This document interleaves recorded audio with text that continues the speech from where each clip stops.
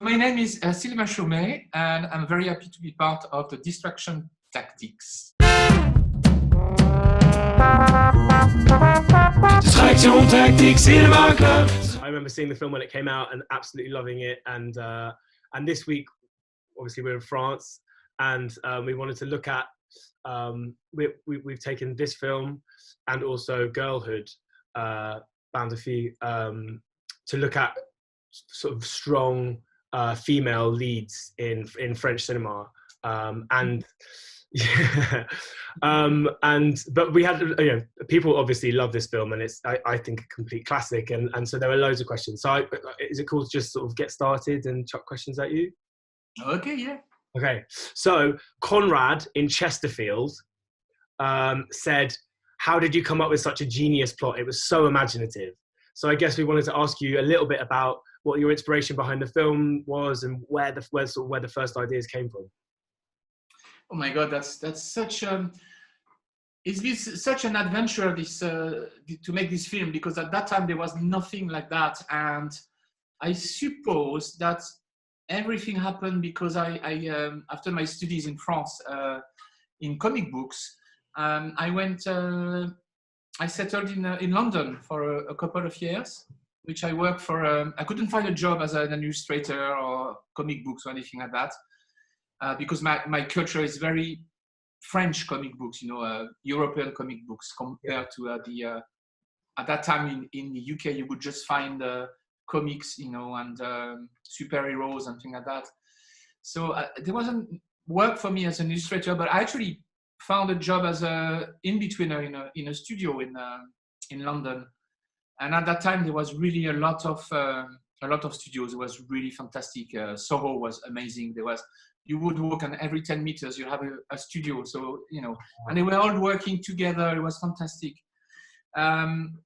So I actually learned animation, with some really great people, and especially thinking about Michael Dudok de Wit, who did the Red Turtle. And the first job I had actually was as an in-betweener, was working with Michael. Oh. And I didn't want to do animation, but suddenly I became completely fascinated by it, and I really started to think that was even better than comic books.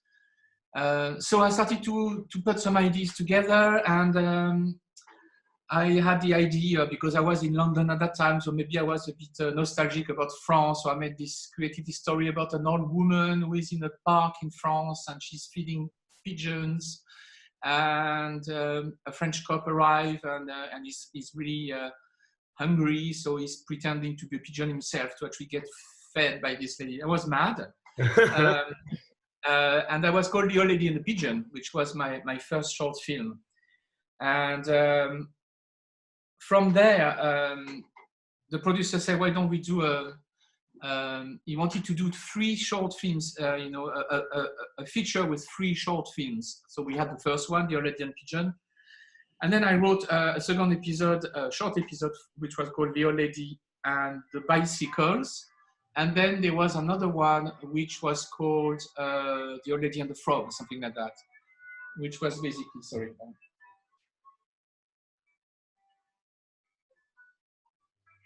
Yeah, I'm going to put that next door. I'm going to ask him about his old ladies in a minute. Okay. Yeah. Sorry about the phone, it's just annoying. I hate telephones, and I have to live with it now all day long, which is really annoying. So I did these 3 different films, and then I started to actually storyboard, because the BBC was involved at that time, and there was a great man called Colin Rose, who was the head of animation at BBC Bristol. And I was showing the storyboard, and he looked at me and said, well, is that a short film? I said, I don't know, I've got a lot of ideas. And he said, there's enough to do a feature there. So at that time, the producer said, yeah, okay, go for it. Let's do an original film. And I called it The Old Lady and Pigeon. And it was basically the story of the old lady and the bicycle. I had to change the main character because it was a cooperation with a Canadian producer, the old lady and the pigeon, and we couldn't get the rights back for this to use this old lady. So I created this old lady, this Portuguese lady, and that's why it all came through. So it's a really something which, and I didn't sit down and say, okay, I'm going to write the Triplets of Belleville. It's coming with a lot of different things happening in my life, learning animation in England, going back to France, then going to Canada and live in Canada, which I was inspired by the big cities, and like Belleville is very inspired by Montreal or Quebec City. So it's a lot of things.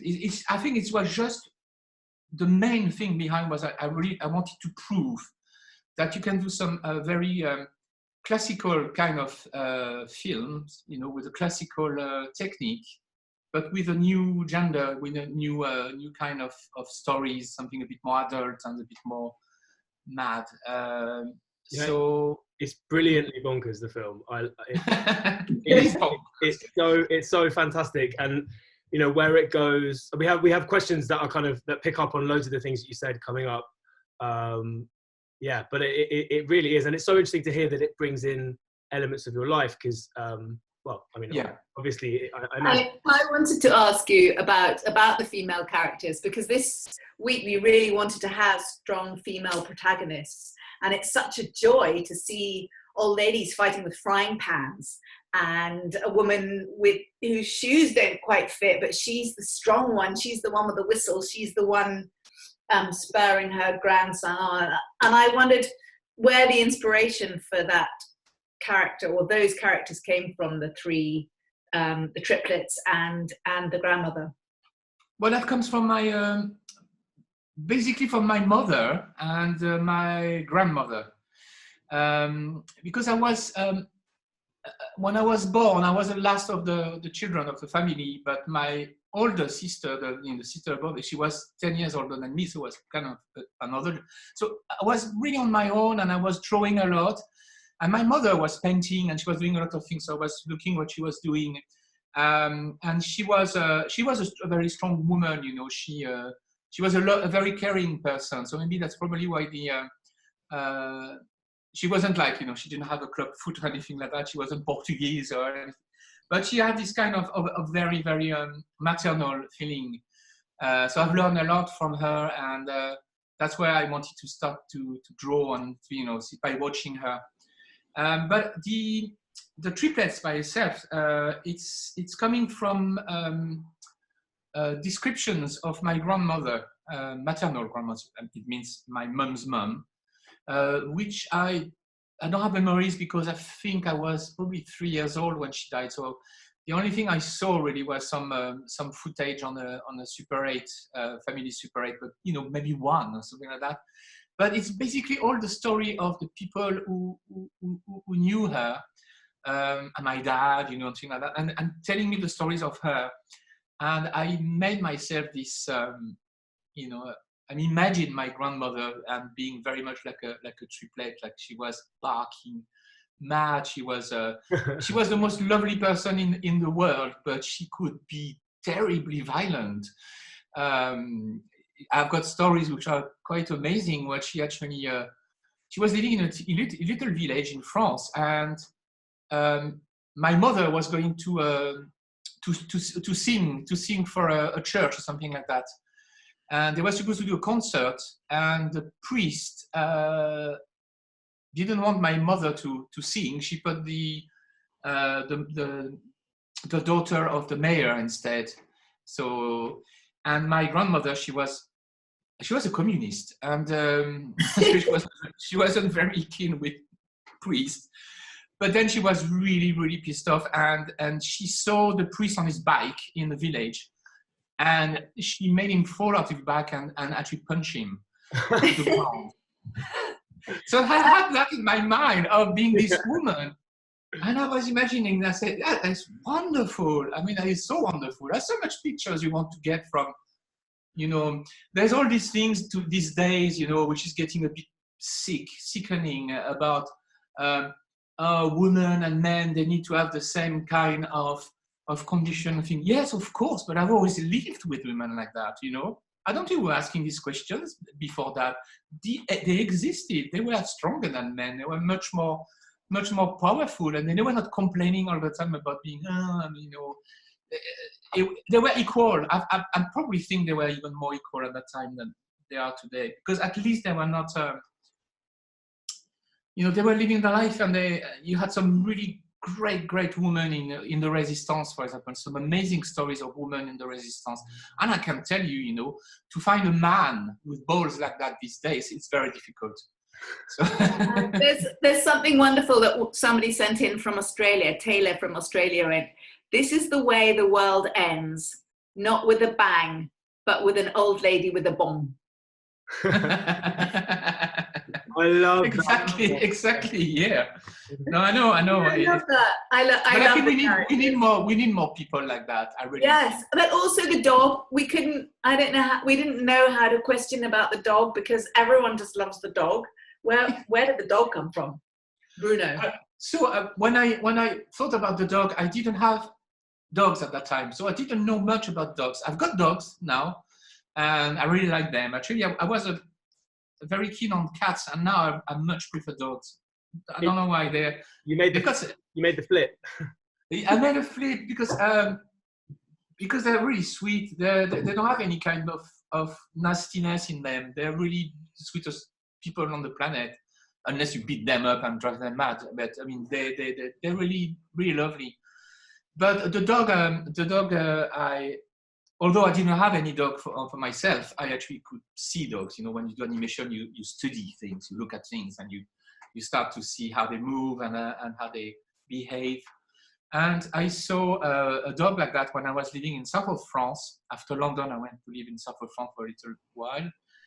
And there was a dog like that who was owned by a guy with a restaurant. And there was a little plaza. And the dog was lying on the ground all the time. And he was obese. He was massive. He was grumpy. He was very much like my dog, actually. Very much like Bruno.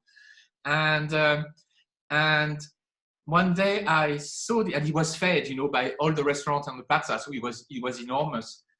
And one day I went down towards the plaza. There was a street going down, and I saw a queue of cars, you know. And I said, "Oh, what's going on?" And it must have been an accident, something like that.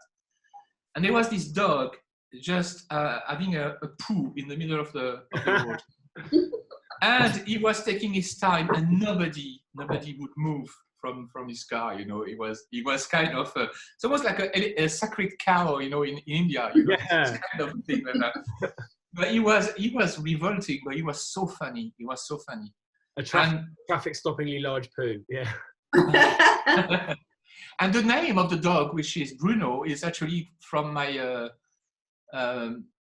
my passage in England, because in France Bruno is a human's name. Yeah. And they told me that in England, well, you call your dogs, and they say, "Oh, Bruno," things like that. Why do you say you call your dogs Bruno? But I've got an uncle called Bruno. So I call him Bruno. And now all our animals we have 3 cats, 2 dogs, and they all have human names. They have I think it's quite funny to call it, you know, instead of call them, you know, Minouche or Mistigris or things like that. Which is Bernadette, André. Which is brilliant. I love in the Triplets. I love the sort of animalization of people and the humanization of animals. It's wonderful. Like the mouse elements, obviously the horses and the athletes. Yeah, is that just something that you like to play with, or is there is there sort of something more in that? No, that was something I really wanted to do because I've learned animation, and I really like the idea of movement and acting, and I thought animation is a great art for that. And I decided not to put any dialogues in this film, because I thought quite boring to actually record an actor and then base your animation on that actor, because you can't go as far as you can, you know, with this kind of stylization and caricature. So it basically comes from that. I just wanted to have pure animation and not any blah blah in it. Well, it's amazing. I think how it allows all the visuals speak for themselves and all the characters are. Yeah. So like the sound design and the use of music, like we wanted to ask you about that as well. But I also wanted to touch on, so obviously this week we're in France, and like you said, the film was kind of was made during a time where you were missing France a bit, and I think it leans on so many French tropes like brilliantly, like the Tour de France and like wine and so many things. And I guess for someone that's never been to France, what do you think the story and what do you think the film kind of says about the place? About France, I don't know. It's not just about France. It's a lot of North America in it. Because when I did the film, I was living in Montreal in Canada. Yeah. So, well, I've been traveling a lot, really a lot. I lived in a lot of different places. I lived in London. I lived in Canada. I lived in not Montreal, sorry, in Edinburgh, in Scotland. And I came back, finally, I actually came back to France because I realized that the thing I really like about France is the thing I put in my films, basically. It's the idea of to be amazingly good at things, but terribly bad at most of the other things, which is very French. It's a country where you find the most people inventing things or geniuses and things like that. But most of the population is quite average.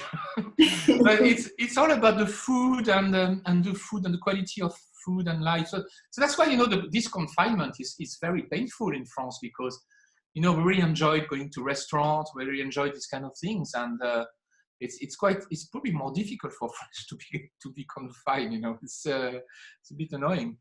But I've always had a relation of love and hate with France, and I think there's a lot of things I hate. Yeah. The bureaucracy, the people who did the big school and they think they know everything, like our president at the moment. And also, bureaucracy basically. But the rest, there's a kind of quality of life which is really interesting and a bit of madness, in French are always complaining, which I think quite reassuring in a way. I think the thing who actually make me very anxious is when people don't complain about things, because then I think it's me who's mad. You see where? Yeah, totally. Well, because hearing other people articulate all the things you have a problem with is a very. What's your favourite scene from the film? Do you think? What's your favourite scene? Yeah, Giju in South Korea wanted to know what your favourite scene in the film is. It's difficult to say. There's a lot of themes in. Scene rather than scene. My favorite scene. I don't know. It's a very hard question. I know. I quite like everything of it. So, is there one particular frame that you're just incredibly proud of? One of the scenes I like because one of the scenes I really like is because it's got a very weird atmosphere and tension. Is when she goes and fish for the frogs. She goes and she walks and then there's this tension. She throws the hand grenades in the thing and there's tension and I think it's. When I thought of the film, that was one of the first pictures I had in my head of this woman, on a stool, holding a little net, and this massive explosion in front of her, and she doesn't move, and then the frogs fall from the sky. I think that's something I really. Oh yes, I can say, and that's not because it's a complete hazard, but when the crossing, I really like the crossing. Oh. The Pedalo crossing, and I like it because I accidentally put this music from Mozart on it, this mass from Mozart, and it actually works so well with the pictures that it was insane. It was almost like I've been doing the film on the music, which is not what happened. We put the music on it and it fell in place and it brought this kind of a weird feeling, and suddenly there's a lightning in the sky and then it grows, it grows and you see the waves. And I remember being really, really, really touched by that when I saw the result. Watching the film back, that scene for me is by far my favorite. It's extraordinary. I think the use of the music is amazing. The different styles of animation that look like they're being used, and obviously I'm someone that doesn't know very much about animation, but it's just beautiful and it comes together so well. It's so dramatic. I thought that scene was incredible. There are so many moments like that, but that one in particular, it just feels so kind of epic and beautiful. Yeah. Sorry, Charlotte. And there are so many brilliant moments in the film, obviously. But there's one that I was thinking of where the grandmother has just liberated the frog from that kind of mad dinner. Yeah. And it jumps out and it looks around and it's free, and then it gets immediately knocked over by a train. And I thought, cruel, yeah. It's cruel. It's funny. It has like moments of humanity and moments of the sort of darkness of the world. And I thought that little moment kind of says so much about the tone of the film. And I thought it was brilliant. Sorry, Charlotte, what were you? I really think that the whole film is really dark. But the only thing who makes this is actually these four women are actually putting some light in this darkness, and that's why it's human. But without them, if you take them out, everything is really, really dark. Yeah. In fact, that was one of the questions that we got from Hannah in Southampton and Andreas in Ecuador, and they both said that the movie scared them. And I just wondered if you could talk a bit about how animation is traditionally made for children, but this has got very adult appeal. Yes, you're right. When I decided to stop comic books and actually focus my time on animation, I decided not to do what everybody was doing, basically films for children. Yeah. So I never intended to do a film for children. I intended to do a film who would please myself first, but who generally would please adults, of different age. And I really thought that the kids were out of that. But in a very bizarre way, I realized the kids were watching it, and most of the kids who actually watched it, they were fascinated by it, probably because most of the time they were really scared, and probably because it wasn't using the same kind of tropes that you find in Disney films and Pixar and things like that, where there's a kind of things you don't really show. You don't. It doesn't smell, because in the Triplets there's some smelly places, there's some dirty places, there's some poor people, it's things you don't, people dying as well, people being shot. So it was quite adult, but in a very funny way now, because it was released like 17 years ago, so it's quite a long time ago. So then the people who used to watch that when they were kids, that are in their 20s. But I'm pretty sure that when they watched it when they were kids, they were probably scared. But then they watched it again, and then they started to enjoy it. And now I wish they are showing it to their children, because it's. But yes, I realized suddenly that it could be. The thing is, animation is a media that children are really into it. It's straight away. You do a drawing or moves and makes sounds, and the children are mesmerized by it. Yeah. So you can tell them stories about white little bunnies and fairy tales and things like that. And when they see a film like the Triplets, I don't know, it's like watching a film like a horror movie for a person who's never seen any horror movie, or someone watching a Tarantino who's never seen any Tarantino. Suddenly you get a shock, But no, that is very interesting. I've got some projects now with which are aiming at try to aim at children and adults. Which is always very difficult. Yeah. I suppose it's possible. I think you'll do it. I think there's something about maybe the animated style that kind of would, I don't know, there just seem like limitless possibilities, and I'm sure that's what draws you to I can't speak for you, but to to animation is the idea, you know, Yeah. create that whole world, you know, like it's like you said, it's kind of North America meets France and meets the big city, and You can do anything in animation. That's a great thing. You can do absolutely everything. It's pure poetry, you know, and poetry can be really dark. But it is poetry. It works in a way that, oh, it's kind of not real, so it's okay. But at the same time, it moves you. So Yeah. if it's moving you, it might be kind of real. You know, it's always very ambiguous, this kind of this art form. You know, it's very interesting. And you can do whatever you want. I've been doing live action, and it's a very, very different media. And with live action, you deal with human beings, and there's a lot of things you can't do. You know, I was coming from animation, and there was I was part of a film called what do you call that? A film with different directors called Paris Je t'aime. Oh yeah, of course. Oh yes, yeah.